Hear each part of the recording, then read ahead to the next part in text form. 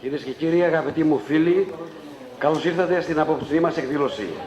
Το Ελληνικό Ινστιτούτο Δικής Παραγωγής Προϊόντων και Υπηρεσιών της Ελληνικής Εταιρείας Δικής Επιχειρήσεων Τμήμα Μακεδονίας σας καλωσορίζει σε αυτή την εκδήλωση που με τόσο κόπο και μεράκι οργανώσαμε.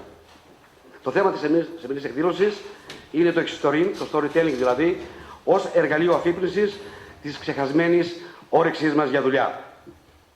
Λίγα λόγια πρωτού ξεκινήσουμε για την Ελληνική Εταιρεία Δικής Επιχειρήσεων που έχει την ευθύνη για την οργάνωση αυτή. Η Ελληνική λοιπόν Εταιρεία Δικής Επιχειρήσεων ιδρύθηκε το 1962.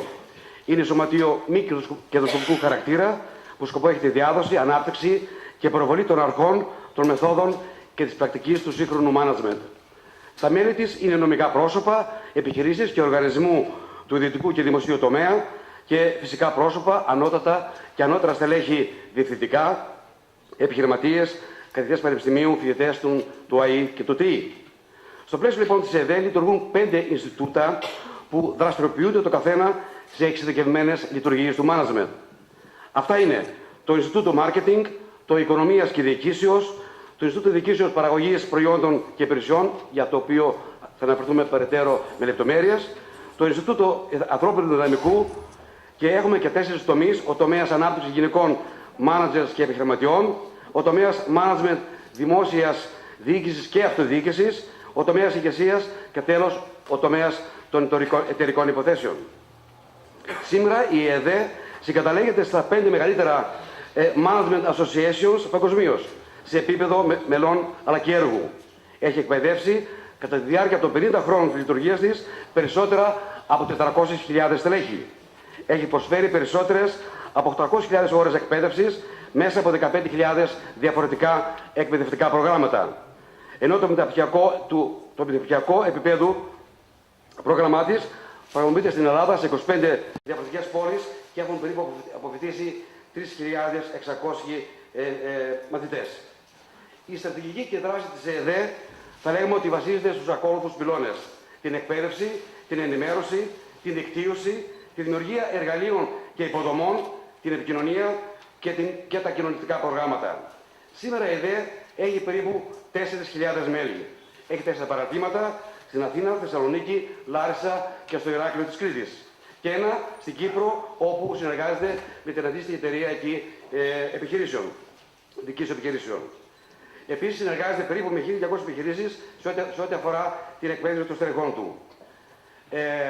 Θα παρακαλούσα πάρα πολύ να διαβάσετε τα ενημερωτικά φυλάδια που περιέχονται στο folder, όπου θα βρείτε πάρα πολλούς λόγους για να γίνετε μέλη και πώς θα γίνετε μέλη στην ΕΔΕ. Πιο συγκεκριμένα, θα ήθελα να αναφερθώ λίγο στο Ινστιτούτο που έχει οργανώσει αυτή την εκδήλωση, που έχει να κάνει με τη διοίκηση παραγωγής προϊόντων και υπηρεσιών. Αυτό λοιπόν το Ινστιτούτο ιδρύθηκε το 1980.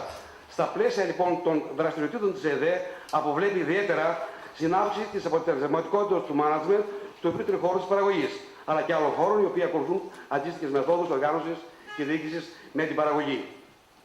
Οι στόχοι του Ινστιτούτου μας είναι η ανάπτυξη, η διάδοση και η εφαρμογή του management του ευρύτερου χώρου της παραγωγής, operation που λέμε στην Ελλάδα. Η παρακολούθηση και μελέτη των εξελίξεων του management της παραγωγής και προσαρμογή των νέων εξελίξεων στην παγκόσμια και ελληνική οικονομική και κοινωνική πραγματικότητα. Επίσης, επιδιώκει την ανάπτυξη σχέσεων συνεργασίας μεταξύ των μελών και γενικότερα εκείνων που ασχολούνται με τα operations, με την ανταλλαγή πληροφοριών και εμπειρίας σε εθνικό αλλά και διεθνές επίπεδο.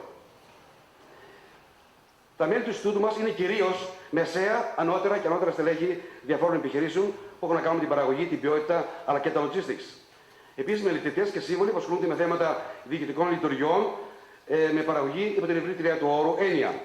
Καθηγητές και επιστήμονες εκπαιδευτικών ιδρυμάτων που ασχολούνται με τη διδασκαλία και έρευνα στον χώρο των operations. Επίσης, πάρα πολλοί φοιτητές από τα ΑΕ και ΤΕΙ. Σήμερα το Ινστιτούτο Παραγωγής στην Ελλάδα παρακολουθεί περίπου 300 μέλη. Οι δραστηριότητες του Ινστιτούτου μας είναι οι κάτωθοι. Κάθε χρόνο οργανώνουμε την Ευρωπαϊκή Εβδομάδα Ποιότητος. Συμμετέχουμε δηλαδή στην οργάνωση σειράς εκδηλώσεων που πραγματοποιούνται στο πλαίσιο του θεσμού της Ευρωπαϊκής Εβδομάδας Ποιότητας σε συνεργασία με το European Foundation for Quality Management και το European Organization for the Quality. Επίσης, κάνουμε ένα συνέδριο με θέματα τεχνικά έργα και κάποιο συνέδριο με ένα θεματικό περιεχόμενο, με επίκαιρο θεματικό περιεχόμενο. Επίσης, στα πλαίσια αυτού του Ινστιτούτου λειτουργούν ομάδες, όπως είναι μια πολύ καλή ομάδα που δουλεύει πάρα πολύ καλά, η ομάδα της ζωνικής ποιότητας. Το Ινστιτούτο έχει τριμελή επιτροπή που το διοικεί, ένας είναι ομιλών και δύο πολύ καλά στελέχη από την βιομηχανία. Είναι μαζί μας και τους ευχαριστώ που είναι εδώ σήμερα μαζί μας. Είναι ο ελεκτρολόγος μηχανικός κ. Στράτος Βολάνης, πρώην στέλεχος της Ελληνικής Εταιρείας Εγκαλώσεως, και ο μηχανολόγος μηχανικός κ. Άρης Μπιλιούρης, πρώην στέλεχος της Βιομηχανίας Φωσφορικών Λιπασμάτων. Κυρίες και κύριοι, σας ευχαριστώ όλους που ήρθατε στην εκδήλωσή μας. Η εκδήλωσή μας αυτή σήμερα τελεί υπό την αιγίδα του Συνδέσμου Εξαγωγέων Βορειοελλάδος και του Βιοτεχνικού Μητρίου Θεσσαλονίκης. Δύο σημαντικοί φορείς του χώρου μας και τους ευχαριστώ πάρα πολύ για την αιγίδα αυτή. Επίσης, οφείλω εξ αρχής να ευχαριστήσω τους χορηγούς μας, ο Δήμος Θεσσαλονίκης και ιδιαίτερα την Αντιδήμαρχο Πολιτισμού, την κυρία Έλλη Χρυσίδου, για την έδρα την οποία μας παρεχώρησε δωρεάν. Τον εκπαιδευτικό οργανισμό Παστέρ και ιδιαίτερα το ΕΕΚ Παστέρ και τον πρόεδρο τον κύριο Μάκη Στεργίου. Σας ενημερώνω ότι το catering που προηγήθηκε τις εκδηλώσεις και θα ακολουθήσει μετά την εκδήλωσή μας οργανώθηκε από τους μαθητές του ΕΕΚ αυτού με την ειδικότητα που παίρνουν την ειδικότητα τεχνική μαγειρικής τέχνης και τεχνική αρτοπίας και ζαχαροπλαστικής. Επίσης, μεγάλος χορηγός στην εκδήλωσή μας είναι η εταιρεία PAP Safety Glass AVL. Οι υποστηρικτές μας είναι η κοινωνική συνεταιριστική επιχείρηση Restoring Greece, η εταιρεία Mars, η εταιρεία E-Innovator και η εταιρεία uvideo.gr. Οι χορηγοί επικοινωνίας μας είναι δύο εταιρείες, η Ergon Globe και το περιοδικό Go Travel. Επίσης, θα ήταν παράληψή μου αν δεν ευχαριστούσα τους απόψινούς μας ομιλητές, διακεκριμένους ομιλητές και καλούς φίλους και πάνω απ' όλα τον κύριο Παναγιώτη Παπαδόπουλο, ο οποίος είναι ο πρόεδρος του Βιοτεχνικού Μητρίου Θεσσαλονίκης και πρόεδρος και διευθύνων σύμβουλος της εταιρείας PAP Safety Glass.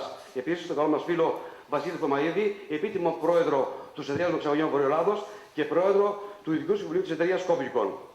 Και δίπλα μου ο Πάτος ο Μεγαλίδης, ο οποίος είναι πρόεδρος της κοινωνικής συνεταιριστικής επιχείρησης Restoring Greece. Αγαπητοί μου φίλοι και φίλοι, το θέμα το οποίο σήμερα θα ασχοληθούμε είναι λίγο πρωτόγνωρο, αλλά πιστεύω με τις εισηγήσεις τη δικιά μου αλλά και των εισηγητών θα μπείτε πολύ καλύτερα στο νόημα. Σήμερα γίνεται πράγματι πολύ μεγάλος δώρος και λόγος, και δικαίως βεβαίως, για την ανταγωνιστικότητα της ελληνικής οικονομίας. Η περίφημη ανασυγκρότηση και ανάπτυξη είναι πλέον κοινό μυστικό ότι απαιτούν ένα νέο παραγωγικό μοντέλο. Ήδη γίνονται πανταχώθεν προσπάθειες προσανατολισμού, κινητοποίησης και υποστήριξης των παραγωγικών δυνάμεων σε τομείς που η Ελλάδα μπορεί να αναπτύξει ανταγωνιστικά πλεονεκτήματα. Ωραία όλα αυτά. Το πρόβλημα δεν είναι μόνο η εκπόνηση προγραμμάτων. Η κρίση που μαστίζει τη χώρα μας δεν είναι μόνο οικονομική. Πρωτίστως θα λέγαμε ότι είναι κρίση αξιών. Και αυτό γιατί ο σύγχρονος Έλληνας έχει ανάγκη την οικονομική του άνεση σε απόλυτη αξία.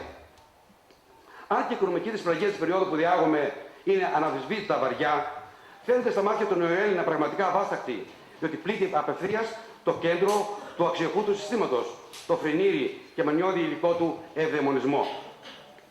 Η επικρατούσα κουλτούρα της ίσονος προσπάθειας έχει πλήξει θανάσιμα τον παραγωγικό πυλώνα της ελληνικής κοινωνίας. Ο πεπαιδευμένος άνθρωπος έχει τη δυνατότητα, αντί να τρέχει πανικόβλητος, να εκμεταλλευτεί την παρούσα συγκαιρία για να θυμηθεί τις αρχές και τις αξίες που έχει παραγωνίσει όλα αυτά τα χρόνια. Πού όμως θα πρέπει να προστρέξει για να λάβει αυτή τη γνώση? Φίλες και φίλοι, σήμερα σε όλη την Ευρώπη γίνεται μια μεγάλη συζήτηση για το ρόλο και τη σημασία των βετεράνων πολιτών στη σύγχρονη οικονομία της νέας χιλιετίας. Οι εμπειρίες και η σοφία του ηλικιωμένου είναι πολύτιμη σε μια κοινωνία και μπορεί να βοηθήσει στην επίλυση διαφόρων κοινωνικών προβλημάτων. Υπό αυτή την έννοια, η διαγενειακή εξιστόρηση αποτελούσε ένα άκρος αποτελεσματικό εργαλείο μάθησης και κοινής εμπειρίας στην καθημερινή ζωή, ήδη από την αρχαιότητα. Αν υπολογίσει κανείς πόσα μηνύματα, παύλα μαθήματα κρύβονται στις ιστορίες των βετεράνων μαχητών της ζωής, τότε αναρωτιέται για ποιο λόγο η κοινωνία μας είναι τόσο στερημένη από τη σοφία που τους χαρακτηρίζει. Η σοφία αυτή λοιπόν είναι μια πηγή από λύσεις που περιμένει κάποιον για να τις αντιλήσει.